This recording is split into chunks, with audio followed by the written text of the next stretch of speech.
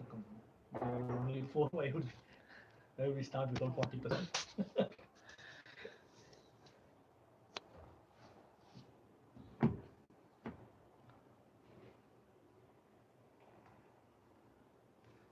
Pranesh has written,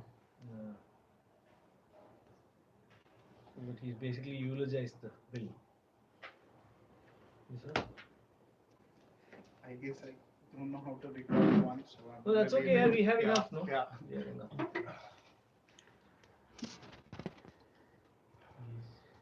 He's in the bankruptcy code.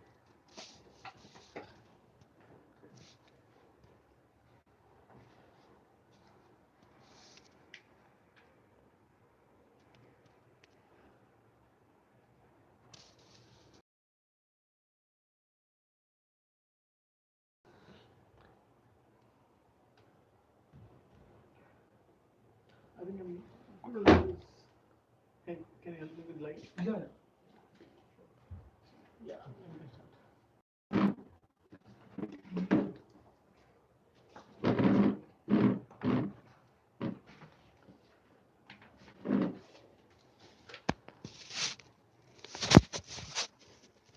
Thank you very much for Swecha and the Free Software Movement of Hyderabad over here.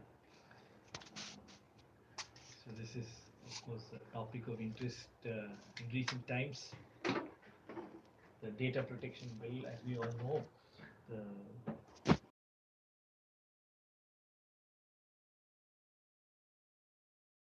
judge has submitted its report and the draft bill on data protection. And that draft bill of data protection has also been at the center of a lot of debate of late. And so this session is largely an introduction to what that bill says, what did not go as well as some of us would have liked, and what are the possible next steps, and then a general question with all of you. And thank you very much, all of you, for braving the rains and the IKEA traffic to come over to Gachibowli here. So as we all know, there was already a group of experts that had submitted a report on privacy during the UPA times in 2012, 2013.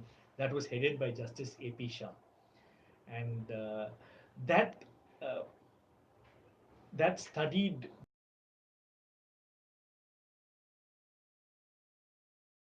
and the principles that an Indian privacy law should follow, right, including notice, consent, breach notification, and all of the principles that the privacy principles that are recognized around the world.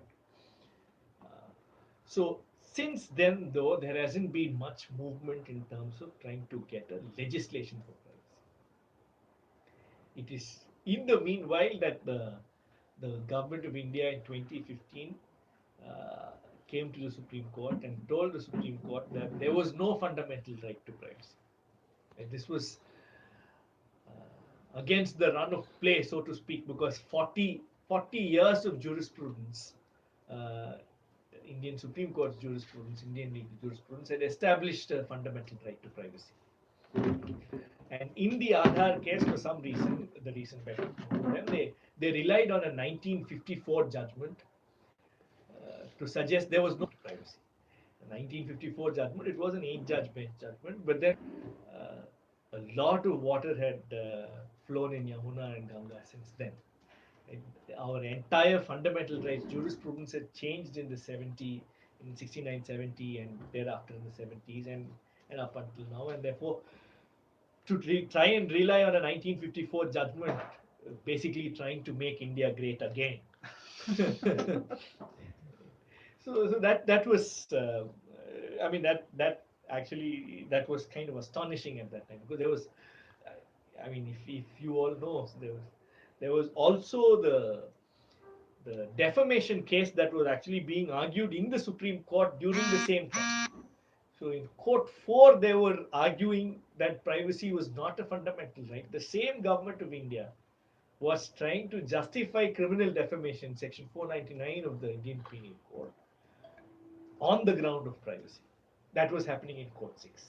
So, so, so that happened. So, and then therefore the entire matter had to be referred. The Aadhaar matter had to be referred to a bench of 9 judges, which it was. Actually, it was first referred to 5 judges, and then a 5 judge bench referred to a 9 judge bench, and then the 9 judge bench finally was able to hear the matter in 2017. The matter was was reserved for judgment in 2015, but it was heard only in 2017.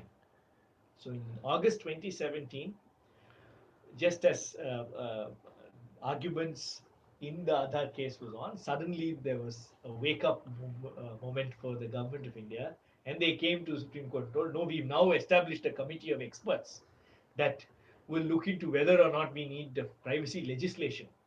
Maybe the court should wait for that. So that is something that the court thankfully did not.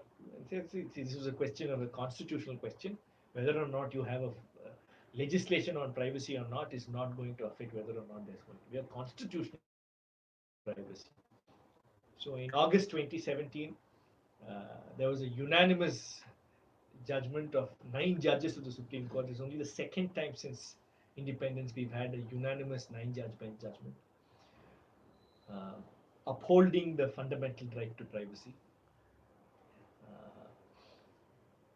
So since 2017, in the 1 year between then and now, a lot of things have happened. One, the Aadhaar case itself has been argued and is being reserved for judgment. We expect the judgment anytime before October. October is when the present Chief Justice of India retires, and so we expect the judgment to come out before that.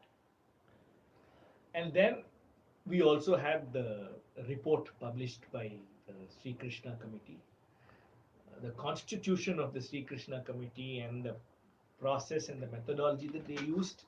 So that came under criticism by a number of groups, including myself, the Seva or Privacy Initiative, of which I am a contributor. So all of us had written, suggest that this was not broad-based enough. It did not co-opt as many civil society members as it could have and should have. So be that as it may. So what we now have is a report of the Committee of Experts headed by Justice Sri Krishna, and also a draft bill to go along. In terms of salient features of the draft bill and the report, let me give you the bad news first. So the very framing of the question of data protection and privacy before the committee was flawed, and this was something that many of us had indicated in our feedback to the committee as well, where it had pitched the right to privacy itself as a means to the end of growing digital economy that is free and fair. So that's kind of unusual for a lot of our rights-based legislations. For instance, you take the right to information, there is the right to food, the right to the National Rural Guarantee, Rural Employment Guarantee Act. None of it couch the right in terms of the restriction on the right.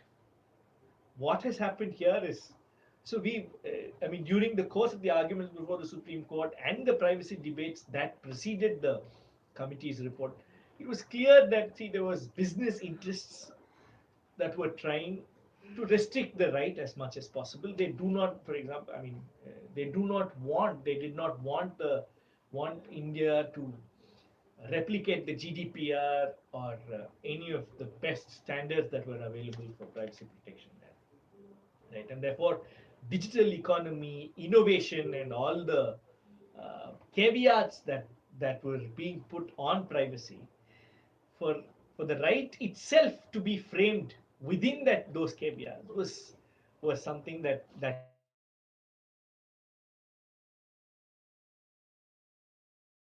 remains even in the final report that they've submitted. And in fact, in the report they've argued that the very notion of rights was to achieve common good, which was clearly not the position in the nine-judge bench judgment. That's not been our position in our constitutional practice at all. Where rights, a lot of our rights, we've now established that there are inherent rights, there are natural rights in people. It is not a utilitarian question of trying to achieve a common good or a common aim alone.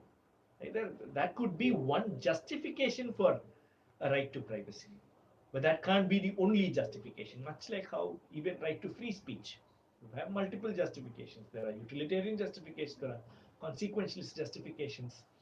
Uh, like it is a marketplace of ideas. Therefore, you can have an informed citizenry, and therefore that that advances the cause of democracy, which is the consequential justification. But that's not the only justification. There are also moral justifications, because you have, as a human being, you have free thought and you have free speech, and that is a moral justification. Similarly, almost all rights have multiple justifications, and an advancement of a common good is only one of those justifications, and that's something that the report clearly has understood and misconceived. So that kind of vitiates the entire exercise, because if you frame the right that you're trying to implement in a manner that is at variance with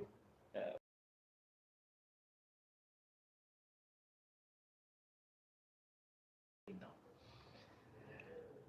So be that as it may. So let's look at what the things that it did not get right. One is uh, there's been a lot a suggestion by many people, including the Save Our Privacy initiative. I'm not into Save Our Privacy. People can refer to saveourprivacy.in, which was a volunteer effort at a number of lawyers and others who had put together a bill before the Sri Krishna committee came up with and though that code was drafted. One of them was that, see, it cannot be focused so narrowly on data protection. It had to be focused on privacy as a whole. One of the reasons is that, see, we do not have a privacy legislation in India, and two, data protection as the General Data Protection Regulation, the GDPR, which came into effect, which had a lot of baggage in terms of its data protection directive and previous OECD guidelines, etc. So, which had a very narrow focus. For example, it did not have surveillance reform. That's something that we thought must be included in our privacy code, where surveillance is essentially a privacy question. And we were uh, we were of the strong opinion that, see, it is not just businesses and corporations uh, uh, that infringe on our citizens' right to privacy, also the governments and state authorities.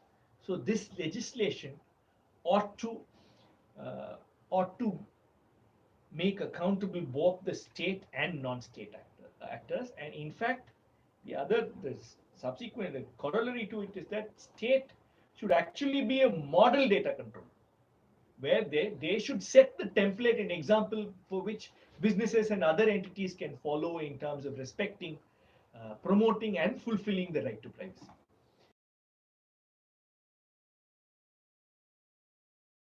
The exact opposite. One, in the Sri Krishna Committee report bill, one, it is narrowly focused on data protection. There is no surveillance reform at all. And two, in terms of the exemptions that have been granted, there are chapters of exemptions that have been granted, and that appears to send out a message that, see, government and government activity needs to be exempted for a host of reasons, and therefore the bill uh, it may very well be justified to say the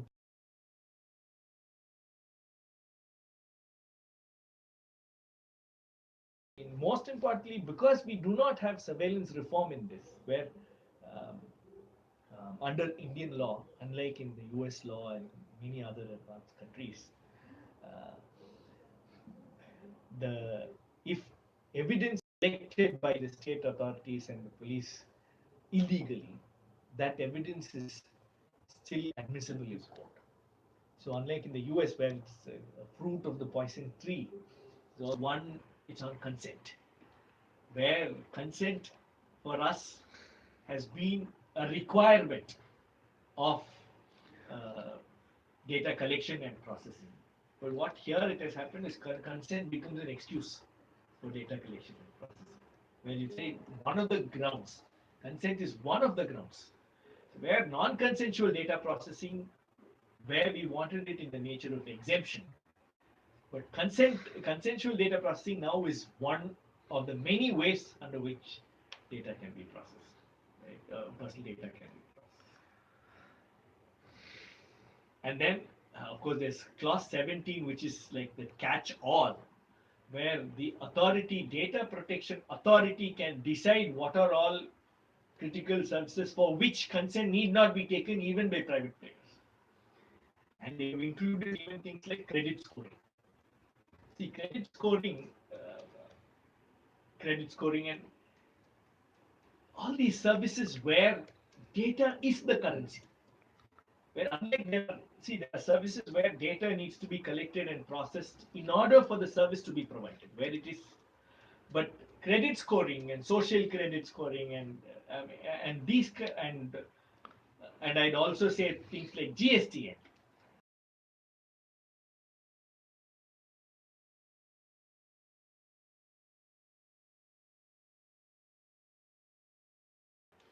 And and and in clause 17 they've effectively given a full blanket exemption for those kind of services, and that is a major problem. That's in fact in the draft bill the language that is used is provision of service to a data principle or provision of service in general. That distinction, I mean, there are a number of landmines in the bill where that distinction is not clear, and that could be abused. Uh, one other important data protection privacy principle that we had was purpose limitation,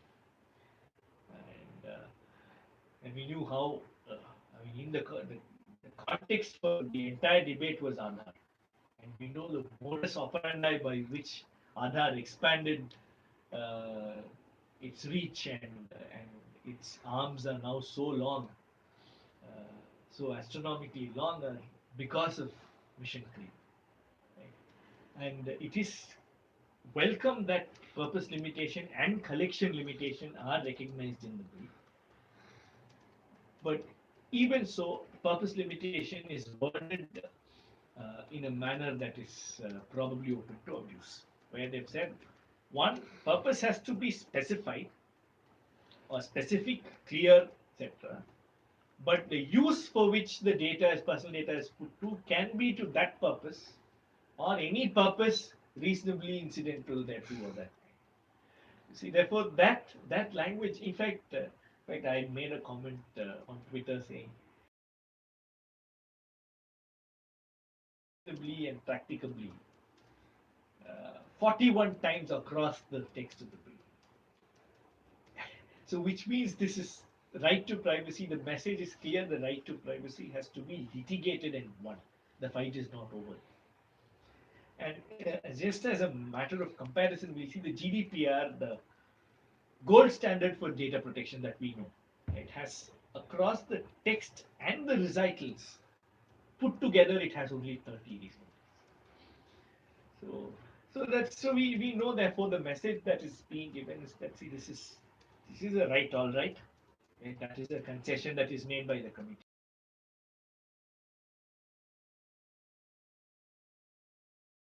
The fight continues. It's not over yet with a data protection authority or a privacy legislation. And the other fundamental problem before I'll cover on the bill before we can go to Q&A, is that the bill, in my reading, is effectively nationalization of personal data, where it is. I know there's been a debate in the wire about whether it is ownership or fiduciary rights, etc., because the bill couches the language to say this is a data fiduciary. What is what used to be a data controller in the GDPR terminology is now called data fiduciary under the draft bill, and the person about whom the person data relates is the data principal. Right, the language is all right, but if you look at the framing of the bill, framing of the report, framing of the bill, and the number of provisions of the bill, it is now clear, as I said, it's nationalization of personal data, because you just, I mean, instead of personal data through the bill text, if you substitute oil there, it will be perfect. It'll be a perfect oil regulation bill. Oil. So so it is neither ownership nor fiduciary rights. It is considering personal data as a national resource to be monetized, to be exploited, and for furtherance of common prosperity of the country. That's the way it is framed, and I'll give you a number of examples. The Data Protection Authority that is set up, as I said, under Clause 17, it has blanket powers to exempt any kind of service from the um, applicability of consent requirements. And number two, when there is a breach of data breach, the data principal does not even have to be notified. It is enough if you notify the authority will decide whether to notify the principal or not. See, this is in continuation with what the criticisms that we had with the Aadhaar bill, where the Aadhaar Act, where when there is a breach or when there is a identity theft or something, there is a complaint that is made by even by the data principal. It is the authority that has the right to a hearing before the court, etc. The principal does not have the right. The concept that flows from it is no, that the data is of the authorities. It is not the principals, and that remains here. And what is the closest that we have to this? It is oil. Where, see, I mean, you may be, if you have oil in the lands that you own, you are basically squatting on it because it's a national resource. It is data will be similar, personal data will be similar, and we all know the story of how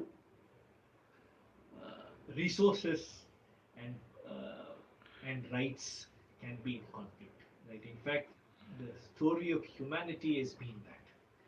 You look at all the conflicts that we have: forest dwellers' rights, the land acquisition conflicts that we have, the big dams, displaced mines, all the displacement conflicts that we have, they are all resource conflicts. The moment something is considered a resource, there are going to be conflicts. And if we are going to build an economy that is heavily reliant on data as a resource, that's that those conflicts are something that that we are going to see sooner rather than later. And I'm not sure the bill has any prescriptions or any solutions to offer for that. Which is why it is important that we bring back the narrative of rights over data, the principles rights over data, in a much more liberal way than what the committee has done. Yeah, so we can have Q&A. Okay, quick couple of questions. Maybe we'll take them one by one, and we'll also ask people.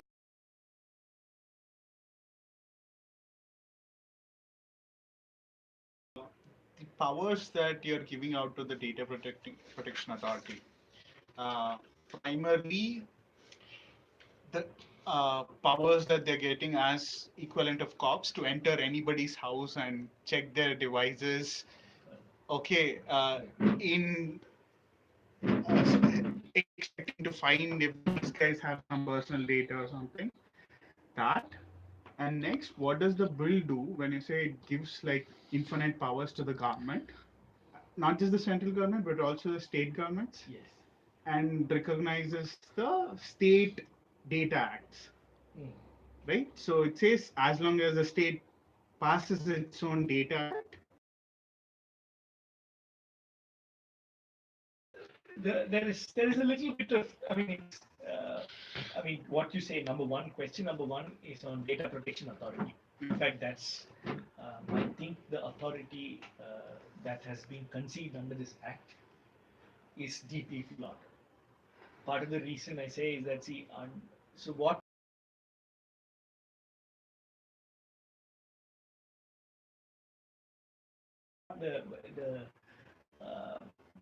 under this, the authority is to balance citizens' rights with digital economy.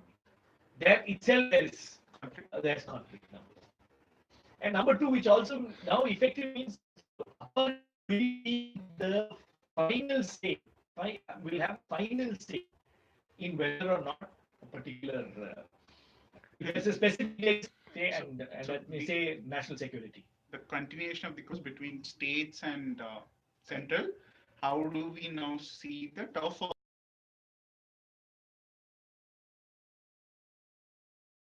after political data of a state government, which you have seen happening in this country, in this state? Yeah, in the state, in the country, what guarantees that a powerful authority won't misuse it to ensure that all the information is centralized with one authority always? Correct. So that continues to be a problem for us.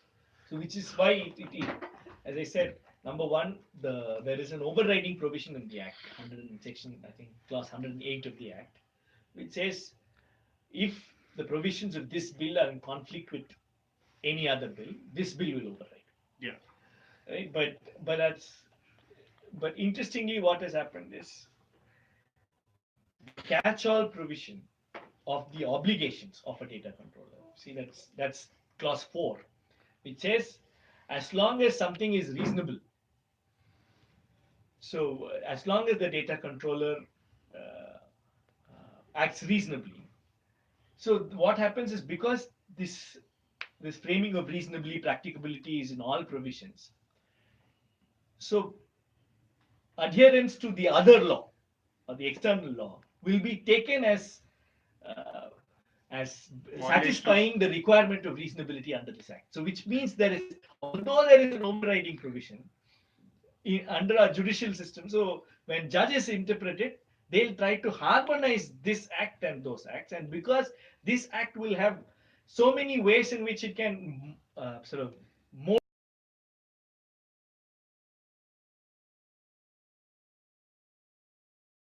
overriding provision will effectively have little effect. Right? That's my worry.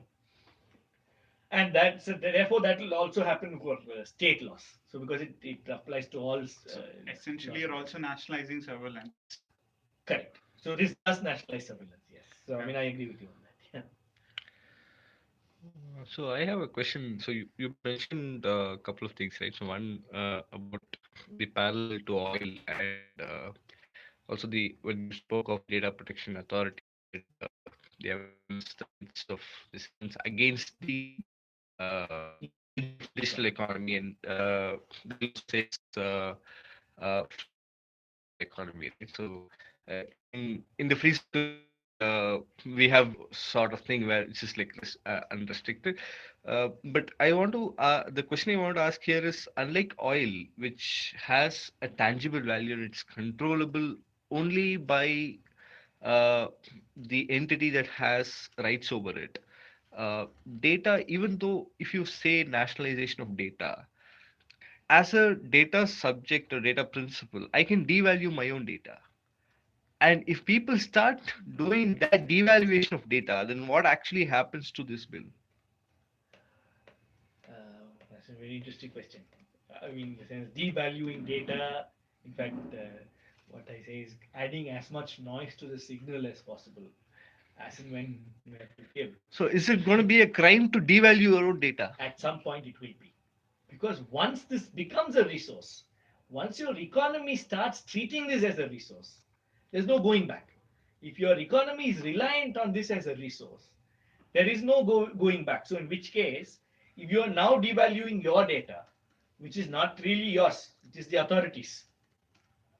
There's nothing that's conceptually that stops the government from issuing an embargo on that. Okay. That's where we're moving to. The economy becomes reliant on personal data, and people start resisting by adding as much noise to their signal as possible.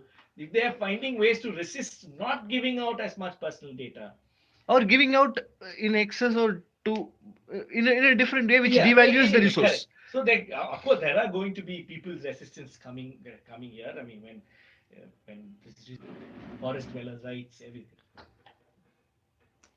I had a question. So I would like you to speak a little bit about data localization requirements in the bill, and also how data localization requirements can be contradictory to the open nature of the internet as we know it. Because if you put data within the physical borders, and how it might also um, sort of put India in a bracket with countries that insist on data localization, and what that says about the mindset of how the government works. The data localization was, if you look at the report, forget the bill for a moment, the report treats data localization as a given. If you look at one of the major objections to data localization requirement was, of course, it will be going against the very grain of an open internet. And number two was that this is essentially a tool for surveillance. Because we know that in order for us to be able to exercise our freedom of speech effectively, we need right to anonymity many times. In which case, we place our content outside of India in friendlier jurisdictions where surveillance requests won't be heeded to, will not be required, etc. So, but what the bill requires is that a copy of all personal data to definitely be in India, of Indian residents. This is, and it doesn't even say that, see, it's only because we don't want whether it's not a really, it is couched in the words of safeguards because we don't know whether those jurisdictions will protect personal data as much as possible. But you are anyway only insisting on a copy of the data. So the intent is pretty much clear there. The only intent is really to enable surveillance of data. So for a lot of us, the right to anonymity is part and parcel of our right to free speech. And with the data localization requirement, I would say that it goes against that principle.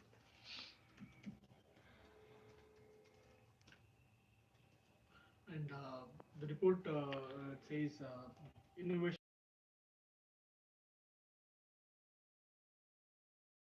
economically, it's okay to supersede fundamental rights. In a way, privacy. Yeah, as I said, that's exactly how they even frame the right. Like they misread a statement made by Justice Chandrachud in his judgment in the nine judgment to say the very notion of the right itself is because it advances common good. So which means you don't really have a right.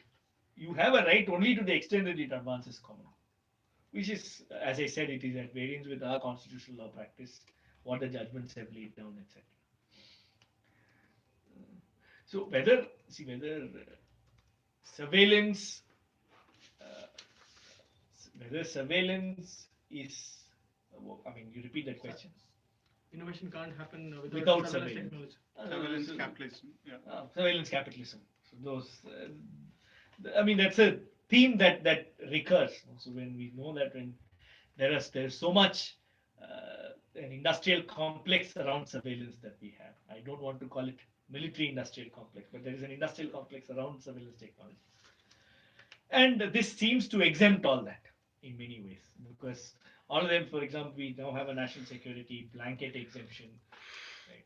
It doesn't even have to be, in fact, one other criticism against the bill is that there are many exemptions. One is national security, and the other is prevention, investigation of crime, etc. And the the state can act in either one or all of those purposes. So in which case there can be a program like Aadhaar that says that, see, I am for national security, I am for prevention or dissipation of social benefits, I am for investigation of crime, I am everything, and it will still have a good role, which is kind of, it's not really in tune with the purpose limitation principle that is there in clause 5. So there's a little bit of a contradiction there within the bill. What is the level of delegation of legislation in terms of framing rules and regulations to the authority? So, what portions of it is still legislative, wherein it needs an amendment to the act? or what are the powers? We saw this in the case of Aadhaar, where the authority has a very huge spectrum of powers to make rules and regulations. So, what is the level of delegation that is here? So the level of delegation to the authority, I would say that, I mean, more than procedure, the authority has powers to wholesale exempt services from the necessary of obligation.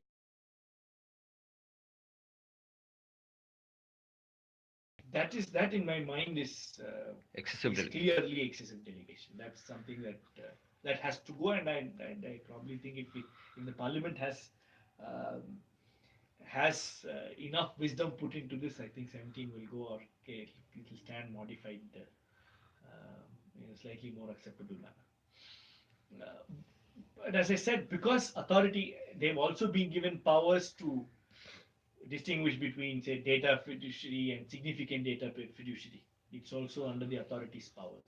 Only significant data fiduciaries have obligations such as the appointment of data protection officers, data audits, etc. And in a manner, the guidelines under which the significant data fiduciaries will be appointed, although it's kind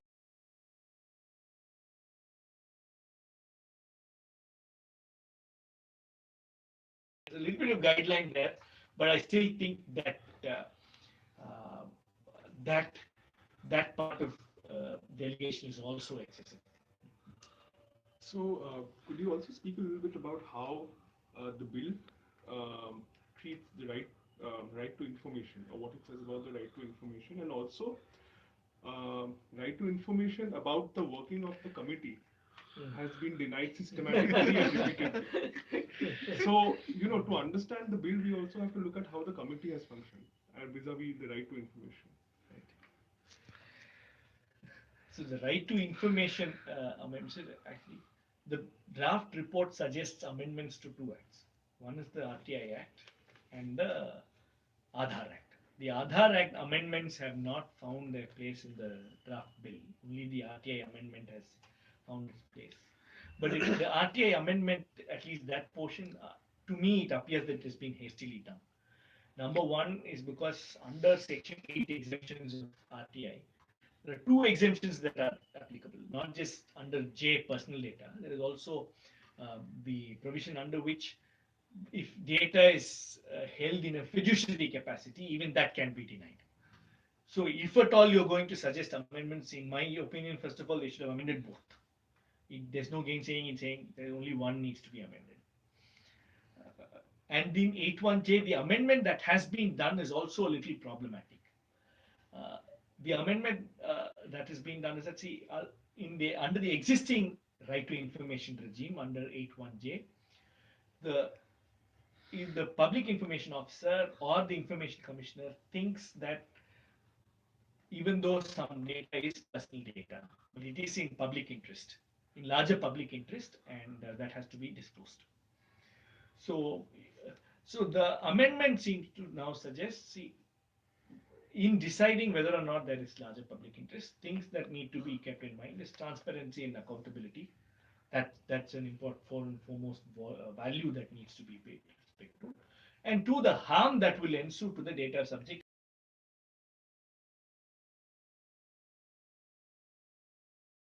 Speaking, this is okay, but it doesn't really encode the presumptions that that might have been put in. For instance, I mean,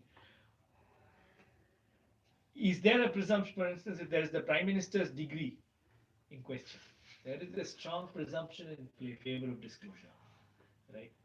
At the same time, if it is the assets of uh, of the spouse of an office assistant, so this is personal information. There isn't a lot of, I mean, the presumption there should be heavily in favor of privacy.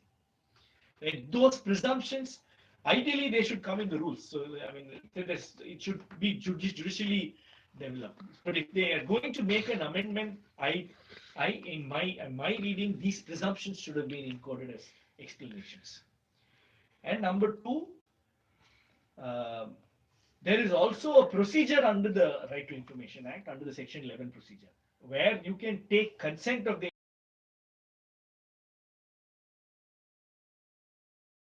not seem to have noticed that at all. So what they could have done is they could have also looked at section 11 and see if there is a section 11 procedure that is followed and consent given by the individual, there is no question of denying disclosure. So that's something that should have come more unequivocally. So those are two things that I have problems. But otherwise, but I think the amendment, at least it does not do as much harm as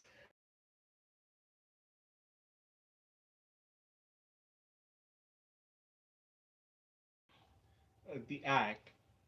The act says one can seek compensation if one is harmed. Mm. And with the whole R. S. Sharma debate, we're not sure what harm is. Right? So how do you quantify harm? And if you're saying only physical harm or a financial harm is the only harm that you can, which will be considered the privacy, Absolutely. because it's the idea of information Correct. itself not being provided to a third party, which may cause informational harms, right? So I don't think the act deals with that in itself. You hit the nail on the head. Yeah. So by taking this higher threshold for harm, Yeah. it has actually diluted the very right to privacy. Huh. In fact, the argument that was made in the courts in against the right to privacy was that you don't have to recognize the right to privacy because all the privacy harms that are there are anyway a violation of existing rights. Therefore, you don't need an additional right to privacy. Yes. That was the exact argument that was repelled by the Supreme Court. Now, to bring that back in this data protection legislation, you hit the nail on the head. It is actually a significant dilution of our standard of right to privacy itself. Right? So now you need to prove damage. So in fact, under our legal system, we have that concept is fairly clear. What we recognize as an injury. Injury is a violation of right, whether or not there is an associated damage.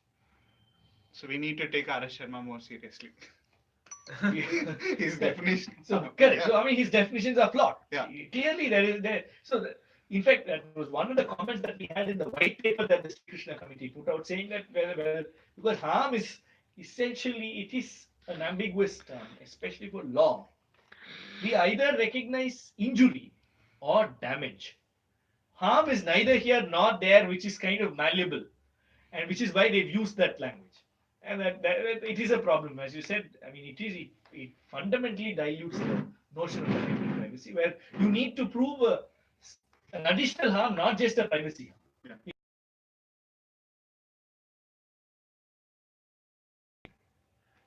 And to complete the answer to your question on Sri Krishna committee not giving out answers in RTIs. In fact, I think they Had to approach the first appellate authority to get more information.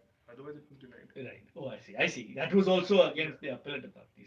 See, that's yeah. I mean, in terms of the workings of the committee and the constitution of the committee, that it left much to be desired. Seriously, I mean, the committee was constituted largely of people who were associated with the state. I mean, like for example, UIDAI Pro-state, rather. pro-state, Yeah.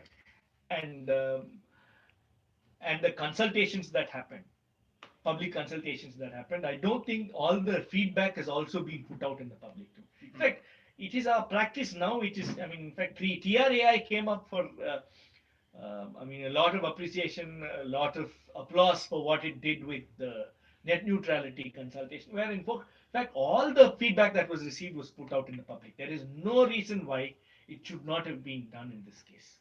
This was a public consultation where a public body has solicited response on a public issue. Yeah. There is absolutely no reason why the feedback received should not be put in the public. In fact, that completely goes against our values of open government and transparency.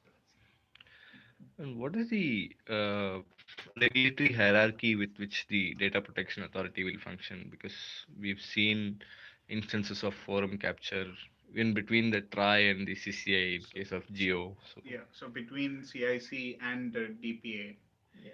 who would be more Or the sectoral important? regulators?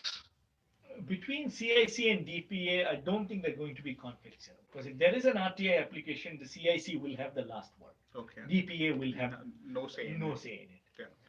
Yeah. And if it is a privacy harm that is complained to the DPA, DPA will have the last say.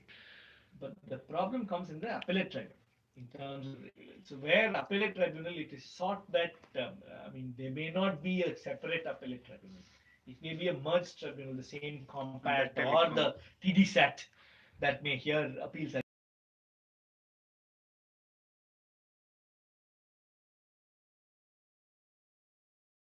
So That great. I mean, in the sense there is conflict of interest, there are appointment problems, there's the structure under which structurally we have an appointments problem. It's an ongoing problem, not just in this Tribunals. tribunal, but tribunals across, even in our higher Yeah. judiciary, all the controversy that has been happening.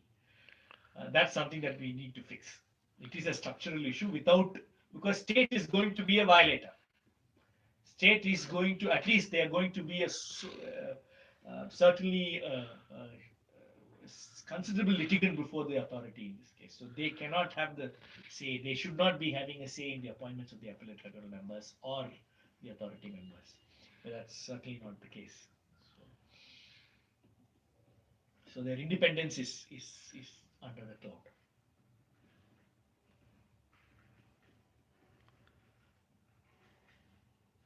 And on the issues of de-anonymizing personal data, they say it can be only done if you have permission of the authority, permission of the data controller rather. So it poses challenges on encryption and encrypted content because you don't recognize encryption. There is no encryption bill. But you're saying de-anonymization is a crime at the same time.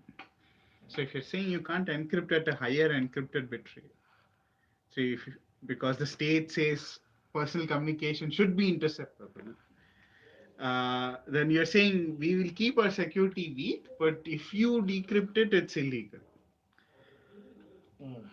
Isn't that going to cause a larger threat in terms of nation state actors?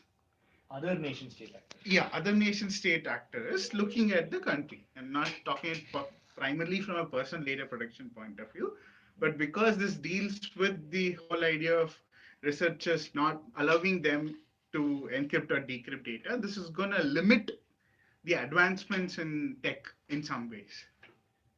Actually, adding to that, if you take WhatsApp, Mm.